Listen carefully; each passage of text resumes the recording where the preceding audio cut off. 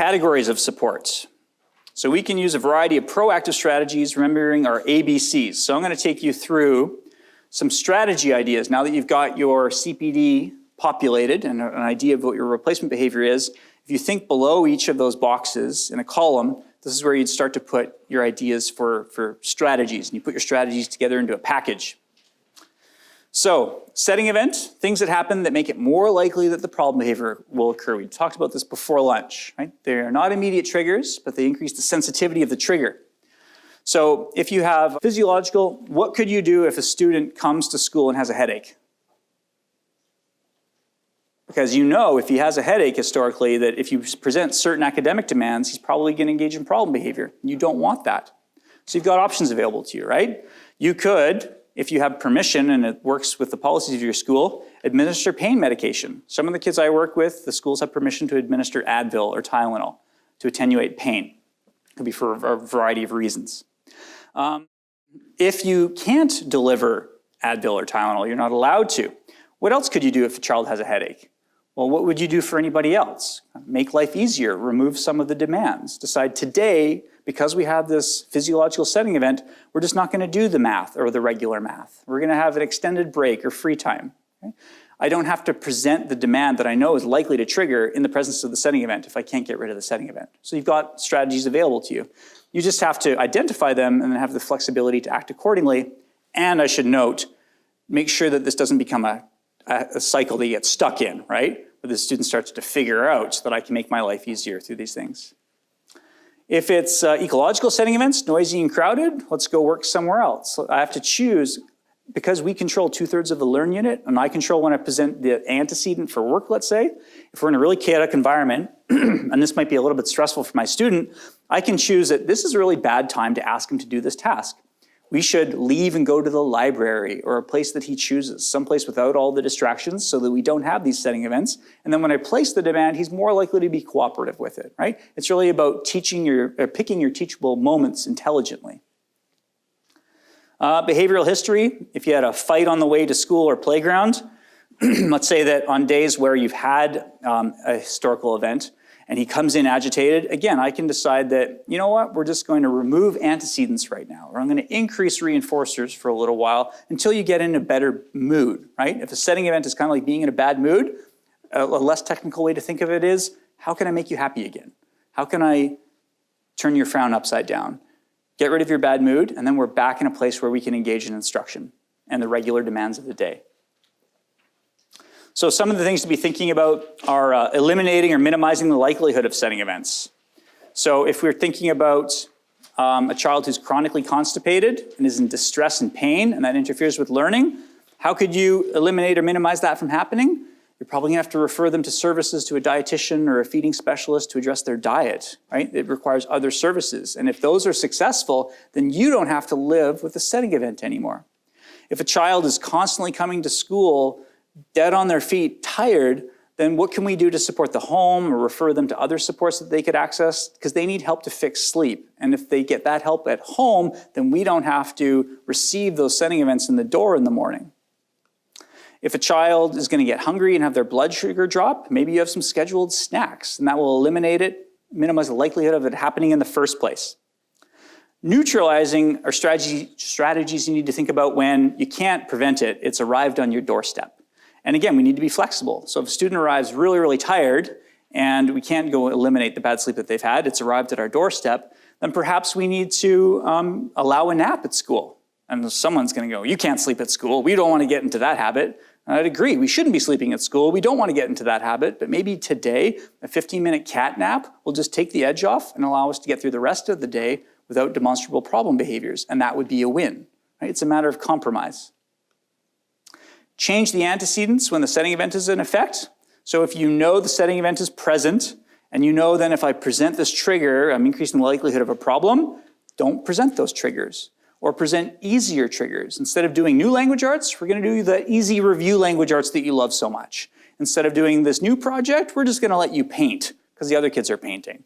Right? We've got the flexibility and the control over that part of the learn unit to just change, modify, alter the antecedent so that we don't pull the trigger on problem behavior. It's a compromise for the day. You don't want to get stuck in that cycle, though. Another strategy is to increase reinforcement for desired behaviors. So if someone arrives in a bad mood, so to speak, and you just make everything more reinforcing, there's more breaks offered, there's more time on the iPad, that can just improve my mood. There's more access to reinforcement that can take the edge off the setting event and allow us to have a better day at school. So the bottom line when it comes to these setting events, and we haven't spent a huge amount of time talking about them today, is be sensitive to the fact that they exist. The reality is we all have setting events. Every day we have our own setting events. So we have to be thinking about what the setting events might be for our students and just how we can cope with them and try and turn their frown upside down and make them happier. Okay? Other examples of setting event supports, address quality of life concerns, so improve social networks. So a setting event could be that a child really doesn't have any social life whatsoever. So we might think about not just immediate acute solutions, but just bigger things that we might add to improve their quality of life. Should we have a friendship club or a recess club or a lunch buddy club? Right? Facilitate interactions with peers. Giving people quality of life can go a long way to attenuating problem behavior.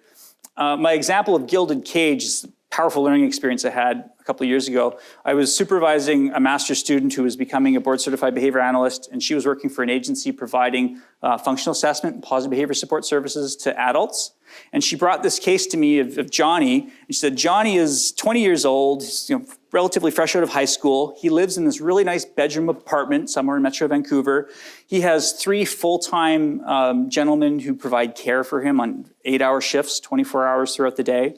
And she showed me video of Johnny's apartment where he lives with the adult support worker. And it's beautiful. I call it the gilded cage because he's got, marble countertops and it's a very pretty apartment.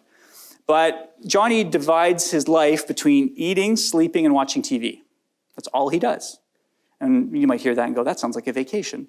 Well, for a couple days, but if you had to do that day in and day out, it's not very rewarding. And so what wound up happening, the reason she's bringing Johnny's case to me is we need to address his problem behavior because he's attacking his staff, he's breaking into cupboards, and he's breaking into the fridge to steal food. He's attacking his staff because he can't, around the TV issues. And we need to address his problem behavior. And as we were talking about kind of his scenario in his life, I realized that he's eating, sleeping, and watching TV. He's not participating in any meal preparation. He has no chores. He doesn't go outside. If I was Johnny, I would be miserable, right? Because I don't have a lot of quality of life. I don't have a lot of control over my life. And exerting all these problem behaviors is basically filling the void. And so what we talked about was, how about we work with the staff where he has to get up on a schedule and make his bed. He's got to participate with laundry. He has to go shopping. He has to help prepare the food. He has to clean up. He has to set the table. He has to wash dishes. There will be a schedule for the TV. He must leave the house every day and ride the bus for an hour. He's got to get out. And she went back and worked with the staff, the 3 gentlemen, and they thought this was a great idea because they were bored out of their wits, hanging out in this gilded cage for 8 hours at a time and getting attacked intermittently. And so they got him doing all the stuff that they'd been doing for him, and now he's helping with all of these things. They're going out and riding the bus, which he actually enjoyed doing. And she came back about a month and a half later and said, after 2 weeks of doing this, we've had a month of 0 problem behavior. He's active at home. From one lens, he's doing a ton of work now. He actually has responsibilities around the house, but it filled this horrible void that he had. And so without actually addressing the problem behavior specifically, all we did was we gave Johnny quality of life, we gave him a life, and he didn't have any more problem behaviors. That was a really powerful experience around just the whole idea of setting events, right? And I think I take this idea and I extrapolate it down to a kindergarten child or high school student or elementary school student, and sometimes have that analysis of what is this person's quality of life? What do they do when they go home from school, right? And how could we potentially enrich that? Right? Arguably, the richer quality of life we have, the more communication, that might have an inoculating effect against the presence of problem behavior. If problem behavior in some cases is just filling a void, right? Don't have a void, have more quality of life.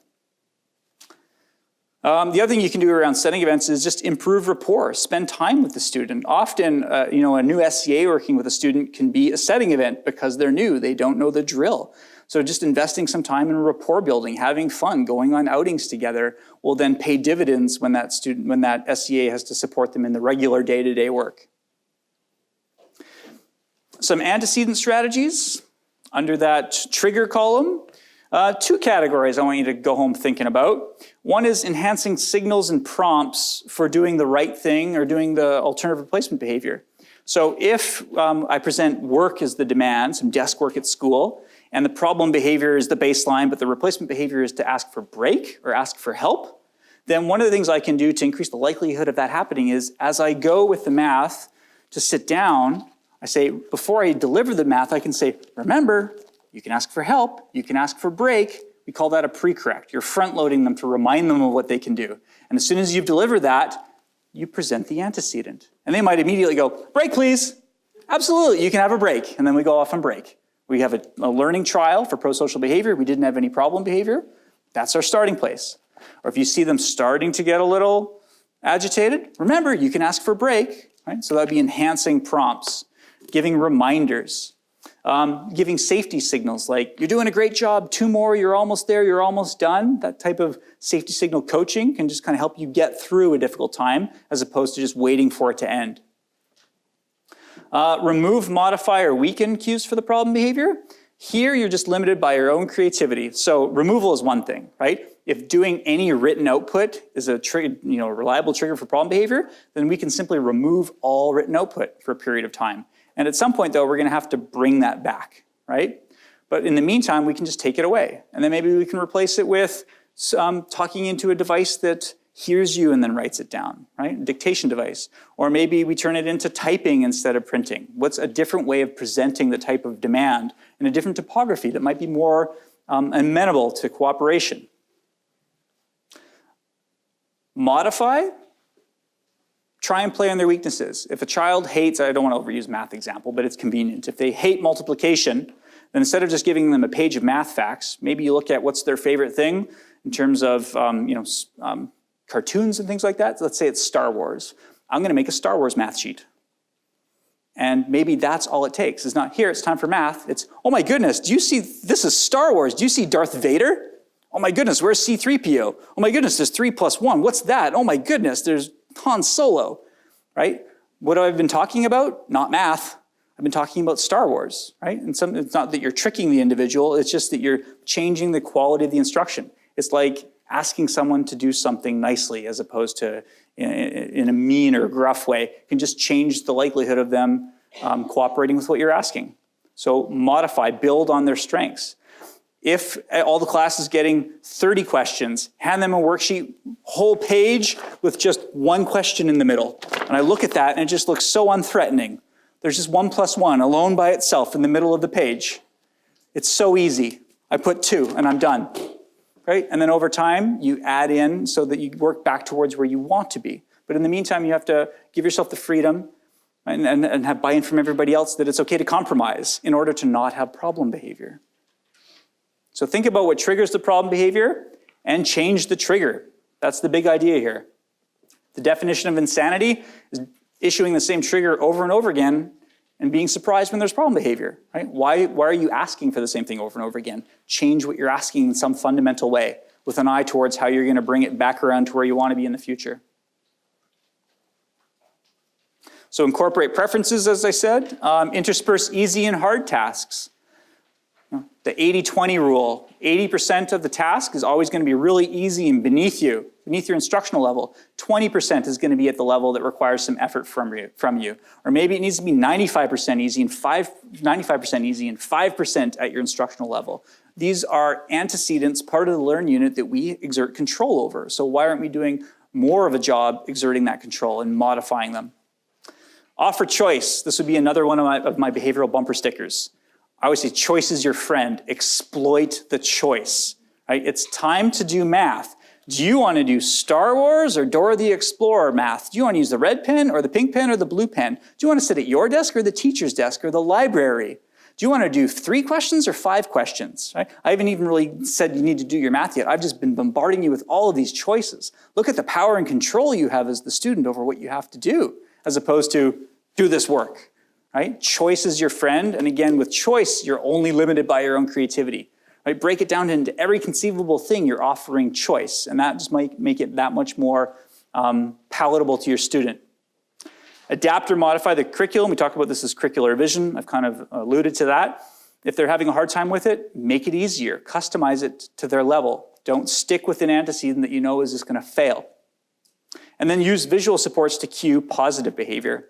And Dr. Brenda Fawcett's going to be doing a whole workshop on the use of visual supports, right? And I know all of you already are using visual supports. You've got BoardMaker and things like that that just function as reminders. And those can be really, really powerful things for a lot of our students. Here's an example of a visual support called a contingency map. How many of you have heard of contingency maps before?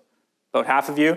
Super simple. You know, you can't do any harm with a contingency map. I don't know if you could say that a contingency map is necessarily an evidence-based practice, but they're super slick and easy to make, and you can't do any harm, so why not? And for some kids, they really pay off. So it is a description of, given the antecedent, you've got a high road and a low road. If you cooperate with the question, you put your hand up in this case, and you're quiet, you get to talk. But if you shout out, the teacher's going to be angry, and no one's going to have any fun. So it can be a textual or a pictorial representation of, given the trigger, you have a choice. And here's the logical outcomes of each of those choices. And you can have a student look at that before they engage in it. I'll show you a bunch more examples of this later. Here's another one of my teams made. Ava's no grabbing contingency map. So when I want something that someone else is holding or playing with, if I use my words to ask for it and nicely wait my turn without touching or taking it, I can play with it when it's my turn. But if I want something that someone else is playing with, and if I try to grab it or take it from the person, I have to sit in timeout by myself without any toys to play with. And I can't have the toy even when it's my turn. This was developed for a kindergarten student. Her EA picked these pretty pictures to go with it, so it's nice to look at, made it on the computer in a few minutes. And this student also has a pretty good early literacy repertoire. She can read this as well, and at some point we might just get rid of the cute pictures because she can read it. And she'll actually, you can put this in front of her and she'll sit there and you can see her studying it. And then you put her in the antecedent condition and you can see the wheels turning, right? And if you see that she might go and grab, you just take the visual, you take the contingency map, and remember, and she'll look at it, and all right? You can see her exerting that self-control, and the visual support's really helping. It front loads her and can function as a prompt in the moment. I'll show you some more about some cute contingency maps in a few minutes. So if A equals B equals C, this is the baseline problem behavior. If you issue this antecedent and you know it's going to trigger this problem behavior, then just sever that relationship, right? That's part of what antecedent management means. If you know there's a trigger, don't deliver the trigger. You can control that, right? And be creative around it. So some strategies: withhold and gradually reintroduce. That's response fading or demand fading. So if language arts is triggering really bad problem behaviors, I can remove all language arts, but I can't do that forever, right? So if you do removal, you have to have a plan for reintroduction, and that reintroduction typically has to be very, very systematic, premeditated, and thought through, so that you introduce the smallest amount of effort that has the least likelihood of triggering problem behavior until you get your foot in the door on some cooperation, and then you evolve it to the next level and the next level. So it can be a long-term strategy. I've got one kiddo who I work with who has a boatload of diagnoses, a lot of problem behaviors. He's been expelled from his elementary school for months at a time for very serious aggressive acts towards staff. And he will tell you, I'm not going to write anything ever. You can't make me. So guess what we don't do? We don't ask him to write anything ever. We don't make him. We've faded that out. And then we have to slowly fade that back in. And in the beginning, we had to be really creative and tricky about how we did that. So one of the things might be to write his name. I told you, I don't write. Okay, but we need you to sign into this website where you can play this really cool game. But you need to type your password. You need to type your name. And so that was our first approximation towards writing. Right? Okay, well, don't watch me. And he puts his name in. Right? And then we could kind of lord it over him and say, ha, we tricked you, you did it, right? But if we did that, that would backfire on us, so we just quietly celebrate our victory. And then his principal got involved because she felt really challenged by this. She's like, okay, I'm gonna like dangle this massive carrot in front of him, some huge special privilege in the school. But in order to do it, to access it, he's gonna have to consent to have it. So she made a consent for him because he's got some pretty good language, so he'd kind of understand that. And the deal is you have to sign a consent form. That's writing. And he's told us, I will not write at school ever. But the carrot was so powerful, he's like, fine, don't watch me. I didn't write my name, even though his name is right there, right? And we just choose which buttons we're going to push and how far we want to fight with that. But we had to really systematically bring that demand back in because he just wasn't going to have it. And we knew it wasn't worth the fight because of the level of the problem behavior. So we didn't deliver that trigger. And over time, we had to get creative about how to bring it back because he can't leave high school still saying, I will not write anything ever. And then choice and preference, right? Choice is the illusion of control. We all like and deserve to have control over our lives, autonomy, and little kids really don't have any control or autonomy over their lives, but choice is an approximation of that. The more choice that they think that they have, the more control that a person feels that they have. So be creative with that.